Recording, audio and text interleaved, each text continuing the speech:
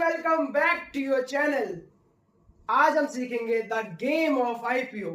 पिछले वीडियो में मैंने आपको समझाया था कि क्या प्राइमरी मार्केट होती है, क्या सेकेंडरी मार्केट होती है।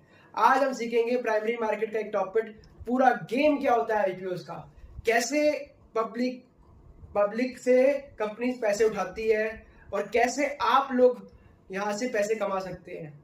हम समझेंगे कि कंपनीज आईपीओ क्यों लाती है। आईपीओ इसलिए लाती है ताकि कंपनी को एक्सपेंड करना है। अगर मैं आपको सिंपल भाषा में समझाऊं कि अगर कोई कंपनी है, कंपनी छोड़ो, मैं घर के आसपास की दुकान सोचो, कोई लाला जी बैठे हैं, कोई दुकान के गल्ले में बैठे रहते हैं ना लाला जी, वो लाला जी बैठे हैं, उनको एक दुकान पे अगर उनका मन करे कि मेरे को एक से दूसरी दुकान खोलनी है, दूसरी तीसरी दुकान खोलनी है, तीसरी चौथी दुकान करनी है, तो उनको क्या करना पड़ेगा, एक्सपेंड करना पड़ेगा। तो एक्सपेंड करेंगे तो क्या लगेगा, पैसे। तो वो पैसे डायरेक्ट दो तरीके से ले जा सकते हैं, या तो वो इक्विटी देके ले सकते हैं या तो डेट पे उठा सकते हैं, बैंक से लोन लेके। आपको ये पता होगा कि डेट क्या होता है, इक्विटी क्या होता है। मैं आपको इजी में बता देता हूँ। डेट वो होता है कि जहां पर आपको प्रॉब्लम ये होती है कि डेट के ऊपर एक हमें फिक्स कॉस्ट देनी पड़ती है, जिसको हम कहते हैं इंटरेस्ट। बट इक्विटी के साथ ये प्रॉब्लम नहीं होती। इक्विटी के ऊपर आपको कोई फिक्स कॉस्ट नहीं देनी पड़ती। इक्विटी के अंदर ये होता है कि अगर आपने किसी बंदे को उसके बदले शेयर्स दे दिए ना, तो वो भी उस बिजनेस का, उसकी कैपिटल के अकॉर्डिंग हिस्सेदार है, उसका मालिक है उस बिजनेस का। अब हम जैसे बात कर रहे थे लाला जी की, अब लाला जी ने अपनी कंपनी और अपनी दुकान, जैसे मैंने एग्जांपल दिया था दुकान का, तो अपनी दुकान अपनी एक्सपेंड करना चाहते हैं, तो एक से दूसरी दुकान पर जाना चाहते हैं, तो उनको चाहिए फंड। तो वो डायरेक्ट बैंक के थ्रू ना जाके वो पब्लिक से ही ऑफर करना चाहते हैं कि XYZ लाला जी की दुकान है नाम, वो अपनी जो दुकान को एक्सपेंड करना चाहते हैं, तो वो जाएंगे सीधा पब्लिक के पास अपना आईपीओ पैसा मांगने के लिए। पब्लिक ऐसे तो आईपीओ मतलब पैसे नहीं देते, किसी से भी आके मांग ले पैसा दे दे पैसा दे दे पैसा दे, ऐसे तो नहीं देगा ना कोई पैसा। तो वो क्या करेंगे, वो एक स्टॉक मार्केट में एक थ्रू आएंगे, जिसको हम कहते हैं आईपीओ। वो आईपीओ के थ्रू आएंगे और उसके बाद कंपनी अपनी लिस्टेड कर देंगे और उसके बदले पब्लिक को क्या दे देंगे, शेयर्स।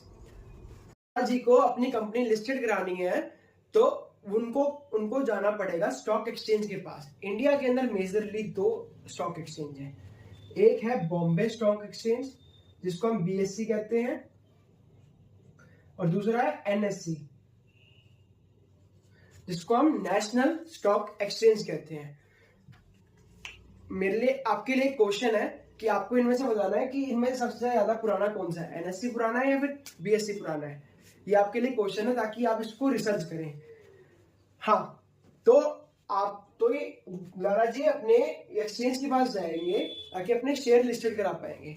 अब आप सोचेंगे हम लाला जी को पैसे क्यों देंगे, गुड क्वेश्चन, कि लाला जी हम लाला जी को पैसे इसलिए देंगे ताकि लाला जी हमारे को उसके बदले शेयर देंगे जिसमें हम इन्वेस्ट कर सकते हैं और उसमें हम ट्रेड भी कर सकते हैं। अगर कोई भी एक आईपीओ है, उसके अंदर कौन कौन से लोग इन्वेस्ट कर सकते हैं। मेजरली आईपीओ के अंदर 3 तरह के लोग इन्वेस्ट कर सकते हैं। Number 1, QIBs, qualified institution buyers. Qualified institution buyers क्या होते हैं, नाम से ही क्लियर है, जिनके पास डिग्रीज होती है इन्वेस्ट करने की। आपने ज्यादातर म्यूचुअल फंड का नाम सुना होगा, इंश्योरेंस कंपनीज का नाम सुना होगा, तो ये इनके पास एडवांटेज होती है कि ये पहले ही इन्वेस्ट कर सकते हैं कोई भी आईपीओ के अंदर, कोई भी कंपनी के थ्रू। और ये QIBs अपने हिसाब से ही रिसर्च करते हैं कि इस पे कितना % रिटर्न मिलेगा एज पर देयर इन्वेस्टमेंट।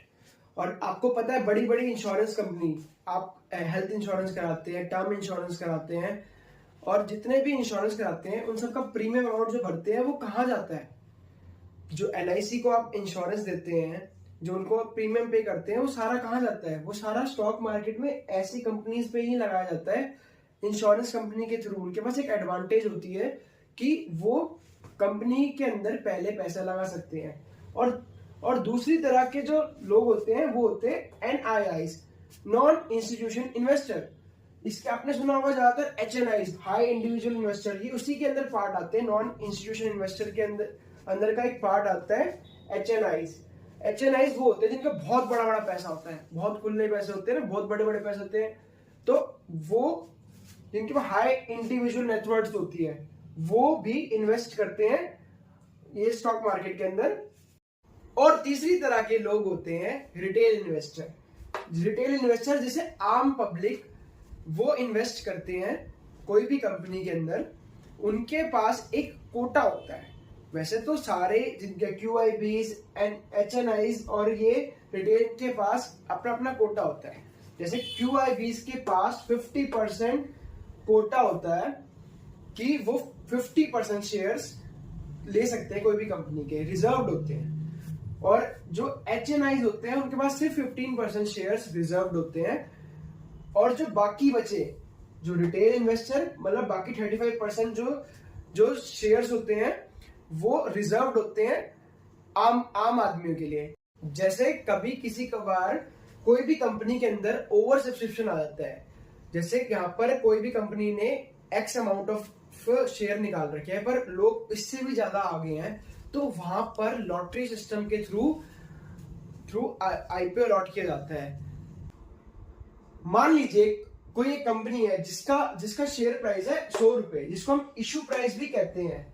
और अब आप कोई कंपनी का शेयर लेने जा रहे हैं, तो कोई एक शेयर तो आप ले नहीं पाओगे, तो आपको उस शेयर को लॉट में खरीदना पड़ेगा।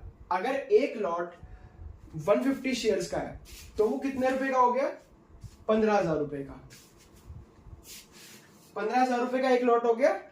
तो अब आप सोचोगे हम 15,000 रुपए क्यों दें? 15,000 अगर डूब गए तो। पर यहां पर एक चीज होती है कि एक होती है स्पेकुलेशन और एक होती है इन्वेस्टमेंट। स्पेकुलेशन क्या होता है कि एक बंदा ने एक पैसे लगाए 15,000 रुपए, या 1 या 2 दिन के अंदर उसको डबल या ट्रिपल बन जाते हैं, उसके वही 15,000 30,000 बन जाते हैं। तो वो अपना प्रॉफिट बुक करता है और साथ चला जाता है। तो ये स्पेकुलेशन कहते हैं इसको। और काफी सारे लोग क्या करते हैं, वो करते हैं इन्वेस्टमेंट, कि उसको पकड़ा, उसने फंडामेंटल देखे कि कंपनी अच्छी है, कंपनी क्या करती है, उसकी वैल्यूएशन क्या है, और उसको सस्ते में मिल गई अगर वो कंपनी, तो वो लॉन्ग टर्म के लिए इन्वेस्ट कर लेते हैं। फिर उसको कभी बेचते ही नहीं है, तो वो इन्वेस्टमेंट की तरह आ जाता है। तो अभी आपको आने वाली वीडियो में हम सिखाएंगे कि इन्वेस्टमेंट ज्यादा अच्छी है, फिर स्पेकुलेशन कैसे करना है। तो आपको दोनों ही चीजें सिखा देंगे आगे वाली वीडियोस में। आपको फंडामेंटल एनालिसिस सिखाएंगे ना, उससे आपको पता चल जाएगा कि कौन सी कंपनी को पता चलता है कि कौन सी कंपनी अच्छी है या बेकार है, उसकी फेयर वैल्यूएशन क्या है, कैसे उसको इन्वेस्ट करा जाता है, आपको वो भी सिखाया जाएगा। बट अगर हम वापसी आते हैं अपने टॉपिक में कि अगर लोग इन्वेस्टमेंट के पर्पज से लिया जाता है, अभी मैं आगे आपको स्क्रीन पर दिखा दूंगा कि हमें IPOs के अंदर स्पेकुलेशन करनी चाहिए या फिर इन्वेस्टमेंट। कि अगर कोई एक अच्छी कंपनी है, अगर वो आपको सस्ते प्राइस पे शेयर दे रही है, तो आपको इन्वेस्टमेंट कैसे करनी चाहिए। और आपको मैं पूरा पे ऑफ चार्ट दिखाएंगे कि स्क्रीन पे कि हमें इन्वेस्टमेंट करने से कितने % रिटर्न मिल रहा है और स्पेकुलेशन करने से कितने % रिटर्न मिलते हैं। तो मिलते हैं स्क्रीन पे। हम आ गए हैं अपनी स्क्रीन पे। स्क्रीन पर हम आप देख सकते हैं कि यहाँ पर मेरे को काफी सारे IPOs यहाँ पर दिखाई दे रहे हैं। इस IPOs के अंदर आपने ज्यादातर कंपनीज के बारे में पता होगा कि हम मेजरली वही कंपनीज को देखते हैं जो आपके आसपास होती हैं। जैसे आपने CDSL का नाम सुना होगा, जिसके अंदर आपकी ब्रोकिंग इंडस्ट्री जहाँ पर शेयर रखे जाते हैं ना, आपके रियल शेयर जहाँ पर तो CDSL के अंदर पड़े रहते हैं। तो ये उस कंपनी का IPO आया था, ये IPO आया था और इसका इश्यू प्राइस था 149 रुपीज। ये लिस्टिंग हुई थी 250 पे और उसी दिन ये इसका हाई लगा था 261 का। और क्या नाम है, और ये उसी दिन उसके बाद ये आज का इसका करंट मार्केट प्राइस चल रहा है CDSL का 1787.35 रुपीज।